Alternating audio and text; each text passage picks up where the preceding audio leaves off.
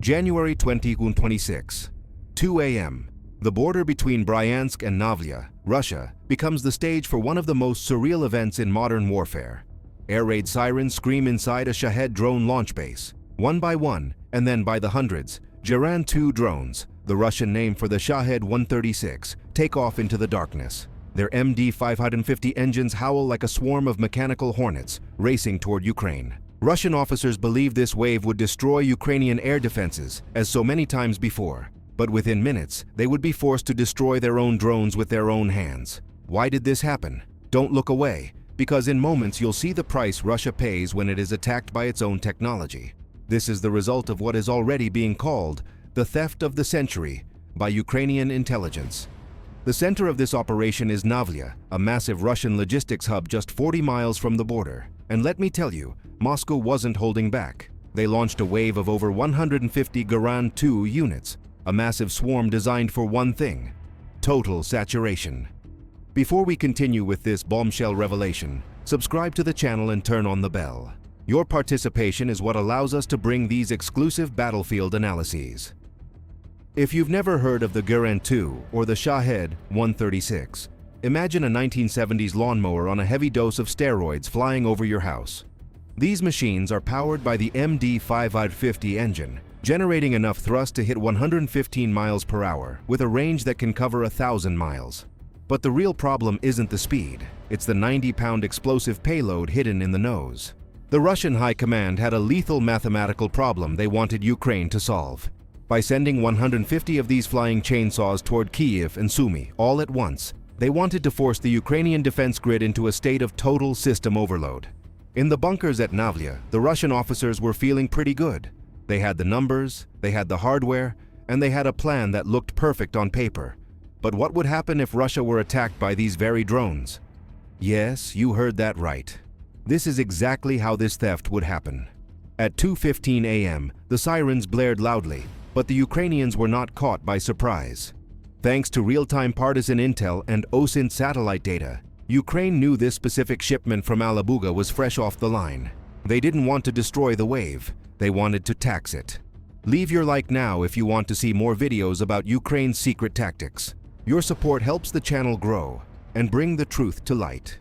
As the massive swarm of Shaheds crosses the 1,000-yard mark in the gray zone, the air suddenly fills with a high-pitched electric whine. These are Ukraine's 2026 generation interceptor drones. At $2,500 each, they are basically flying scalpels. But instead of carrying explosives, they are rigged with gentle shepherd kits, low-frequency GPS spoofers, and specialized Kevlar entanglement nets. It's like herding wild birds through fog without ever touching them. In a concrete basement dripping with condensation, a 28-year-old pilot we'll call Dima has his VR goggles strapped on tight. His knuckles are white, clutching the control sticks. On his screen, a grainy thermal image of a Geran-2's exhaust pipe looms large.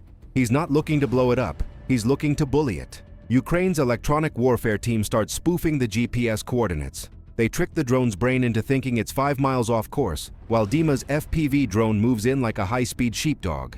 He's hovering just inches from the Shahed's wingtip, using the prop wash and subtle physical nudges to force the heavy drone toward a soft, marshy patch in the gray zone. Share this video with your friends who like military technology. This drone herding tactic is something never seen before in the history of warfare. Dima's heart is hammering against his ribs because he knows if he's off by just 3 inches, the kinetic impact will trigger the 90-pound warhead. If that happens, the mission is a bust, the tech is vaporized, and he's just another guy who blew up a piece of plywood. He's looking for a selective takedown. He's cherry-picking 4 or 5 units with the smoothest running MD-550 engines. Right when he was most nervous, just 3 miles to Dima's left, the night sky rips open as another FPV drone misses the nudge by a hair. A massive fireball illuminates the forest as the 90-pound warhead detonates, vaporizing the precious MD-550 engine and the interceptor instantly. The margins aren't just razor-thin, they're non-existent. While Dima plays shepherd, the rest of Ukraine's defense grid is fighting for its life. The other 140 Shaheds, the ones not being harvested, are still screaming toward their targets. Suddenly, the earth shakes. 2 miles behind Dima's bunker, a Patriot battery lets fly. 2 interceptor missiles worth $4 million each roar into the atmosphere, chasing the swarm that's trying to saturate the grid. One Shahed, clipped by debris, loses a wing and tumbles, slamming into a border observation post in a violent kinetic event. What do you think of this drone harvesting strategy? Leave your comment below. We want to know your opinion on the use of interceptor drones. On the Ukrainian side, Gepard anti-aircraft tanks open up their twin 35mm cannons, spitting out a rhythmic thump, thump, thump that sends lines of glowing tracers, stitching through the clouds like neon needles. This is the nightmare of modern multi-domain warfare. Ukraine is now locked in a desperate triple-task survival mode. They have to selectively take down the high-value Alabuga tech through Dima's FPVs. They have to maintain the high-altitude Iron Umbrella to stop the city killers. And they have to dodge the rain of thousands of pounds of falling Russian scrap metal and unexploded debris that is currently turning the battlefield into a lethal lottery. Every second, the commanders have to decide, do we spend a $4 million missile to save a $10,000 sensor? Or do we let the sensor die to keep the missile for the next wave? In 2026, the cost of a mistake isn't just measured in lives, it's measured in the total collapse of the tactical grid. In the Russian command center, the mood shifts from celebration to pure confusion. The Pantsir radar operators are staring at their screens, watching their drones behave weirdly. They aren't being shot down, they're being herded. They see the thermal footage of Ukrainian FPVs literally escorting their drones to the ground like a private security detail. Take this moment to check if you are still subscribed to the channel. YouTube sometimes removes subscriptions without notice. The realization hits the Russian commander like a bucket of ice water. They aren't defending, they're harvesting. Panic erupts. The order goes out immediately over the encrypted net. Neutralize the fleet now. Suddenly, the Russian Pantsir systems, the very ones meant to protect the swarm, start frantically engaging their own drones. They'd rather turn their 13 billion ruble investment into scrap metal than let one single MD-550 engine fall into Ukrainian hands. The Russian commanders at Navlia have lost their minds. They stop looking for Ukrainian targets and point every available Pantsir S-1 barrel at their own drones. It's a firewall of 30mm lead. They're shredding their own fleet, millions of dollars in tech falling out of the sky in a rain of burning plywood and twisted metal. One Pantsir volley tears right through a Joran 2, turning it into a rain of burning plywood. But the tracers keep going, slamming into two of Dima's FPV drones. His screen flashes "Signal Lost" in a jagged red font as his high-tech sheepdogs are vaporized by the very people they were trying to outsmart. If you're enjoying this detailed analysis, consider becoming a channel member to support our work and get access to exclusive content. Inside the bunker, Dima's sweat is cold. He's down to his last 3 herded targets. He's got one Shahed just 10 feet above the marsh, so close he can almost taste the victory. Then, the Russian remote kill command finally punches through a gap in the electronic interference. Boom! The drone Dima was gentling to the ground suddenly undergoes a massive structural failure. A 90-pound high-explosive event erupts just feet from the mud. The shockwave creates a thermal chain reaction that wipes out 3 other nearby Ukrainian FPVs in a single blinding flash. Dima's goggles go white. He rips them off, his eyes stinging. "They're mass detonating!" he shouts. That's the self-destruct mode. Moscow is hammering the detonate button on every serial number in the air. For every drone Ukraine tries to save, 3 more are being turned into falling scrap metal by their own creators. But Dima isn't done. He grabs a backup controller and hooks into a drone that's already landed in a dead zone where the jammers are strongest. "I've got 4, he whispers, his breath hitching. 4 stable signatures. The Faraday cages are holding. He's managed to land a handful of pristine Alabuga units in a specific shadow zone, shielded from the Russian kill signals. What would you do if you were in Dima's place? Leave your answer in the comments. The courage of these pilots is impressive. Back at Navlia, the Russian commander is staring at his thermal screen. The air is clear. They've successfully shredded 95% of their own wave. But his heart sinks when he looks at the ground. Through the thermal optics of a Russian Orlan drone, they see 3 tiny flickering heat signatures racing across the mud at 60 miles per hour. These are Ukraine's Special Operations Forces, SSO, mounted on Vol's buggies. These things are basically roll cages with engines built for one thing: high-speed ghost harvests. They're running blacked out, no lights, using high-end NVGs to navigate the treacherous forest floor. They have exactly 15 minutes before Russian artillery turns this entire grid square into a moonscape. Target sighted at 3 o'clock. the SSO team lead shouts over the comms. He slams the buggy into a drift, stopping inches from a downed Garand 2 that's sitting upright in the marsh. It's a pristine specimen. The MD-550 engine is still warm, smelling of high-octane fuel and scorched oil. But this fish has a hair trigger. Moscow is hammering the remote detonation codes every millisecond, trying to turn this recovery mission into a funeral. Don't forget to share this video. The story of the recovery of these drones is an example of ingenuity under extreme pressure. The SSO technician leaps off the buggy, holding a pressurized canister. Nitrogen now!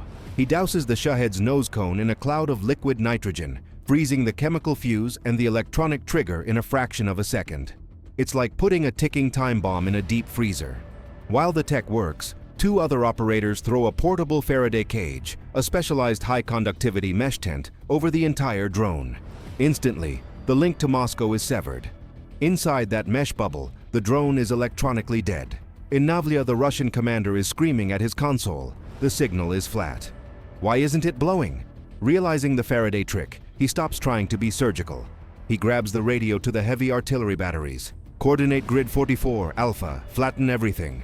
The first 152mm shell impacts 200 yards away, throwing a wall of mud and shrapnel into the air. The ground shakes violently. Go, go, go!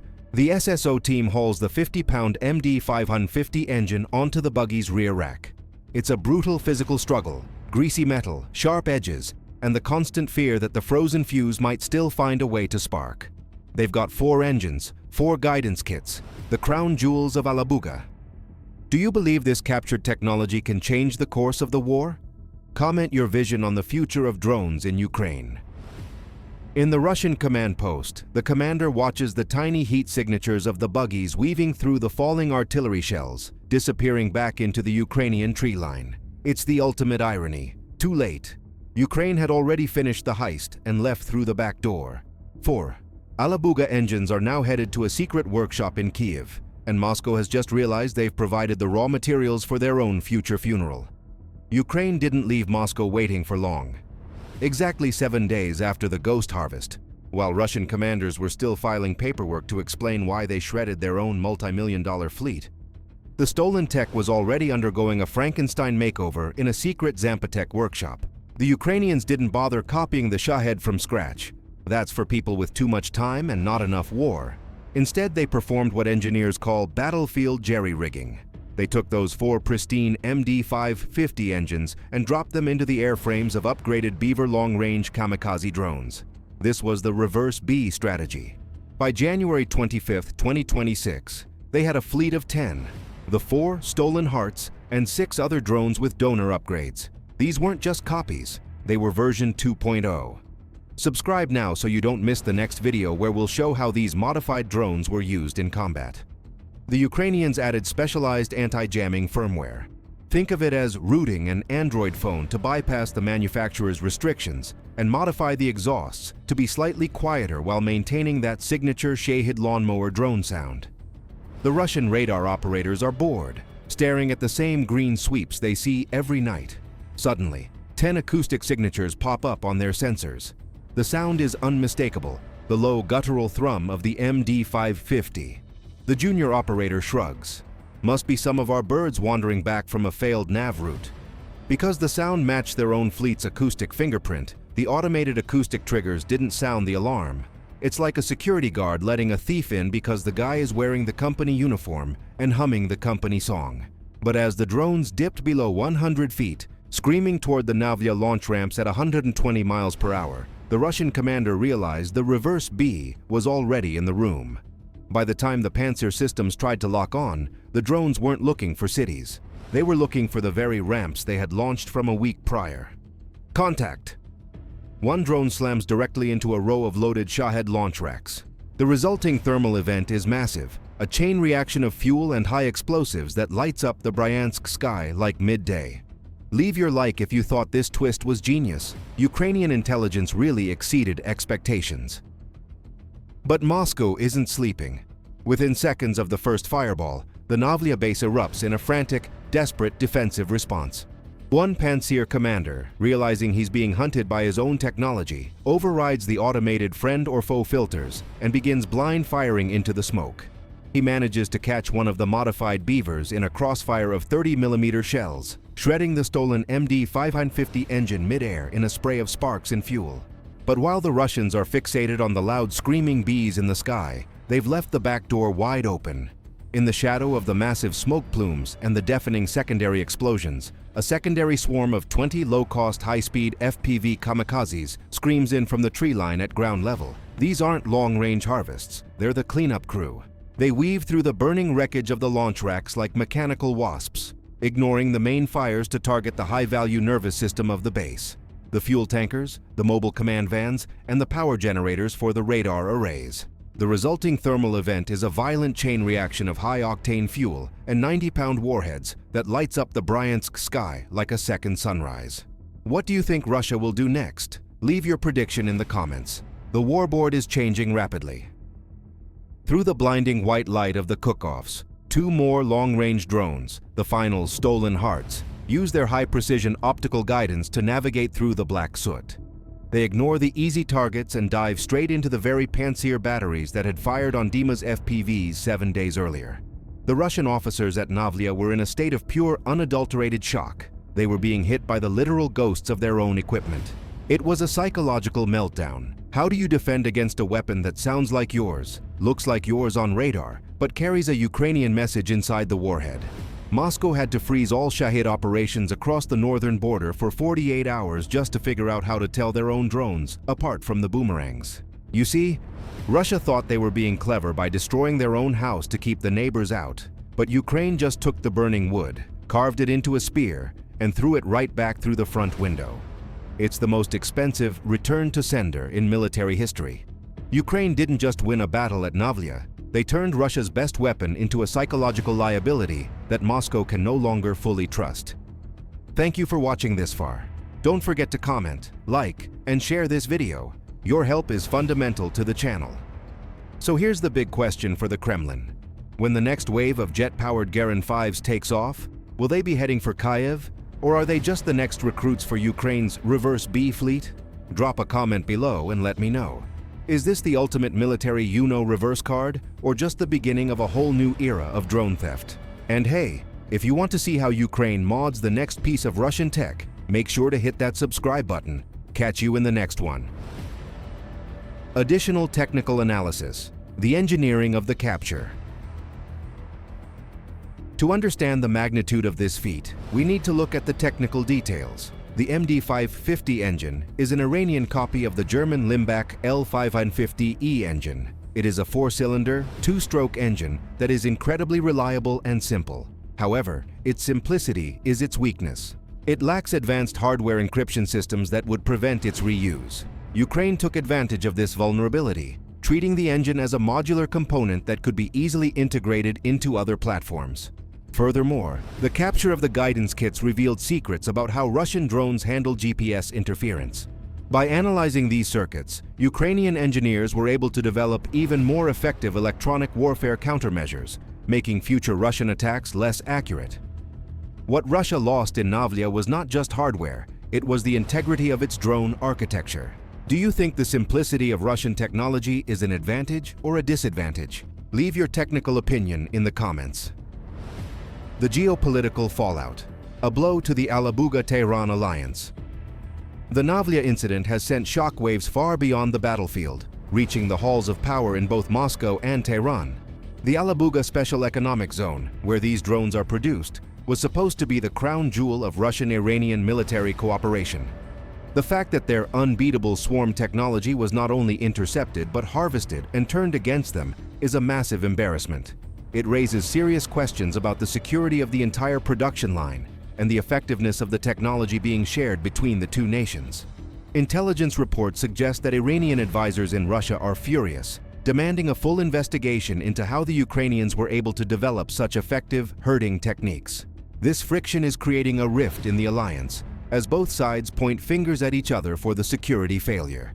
For Ukraine, this is a strategic victory of the highest order. By sowing distrust between its enemies, they are weakening the very foundation of the drone threat. What do you think this means for the future of Russian-Iranian cooperation? Will Tehran continue to supply Russia with drone technology if it can be so easily captured? Share your thoughts in the comments. Furthermore, the global arms market is watching closely. The Shahed 136 was marketed as a low-cost, high-impact solution for modern warfare. But the Navlia heist has shown that these drones are vulnerable to relatively simple and inexpensive countermeasures. This could lead to a decrease in demand for Iranian drone technology on the world stage, as other nations realize that the Shahed threat can be neutralized with the right tactics and technology. Ukraine has once again proven that they are the masters of asymmetric warfare. They are not just fighting a war, they are redefining it. The lessons learned at Navlia will be studied by military academies around the world for years to come. It is a testament to the power of innovation, courage, and the relentless pursuit of victory. Don't forget to subscribe for more deep dives into the geopolitics of the war. We will continue to bring you the latest updates and analysis from the front lines.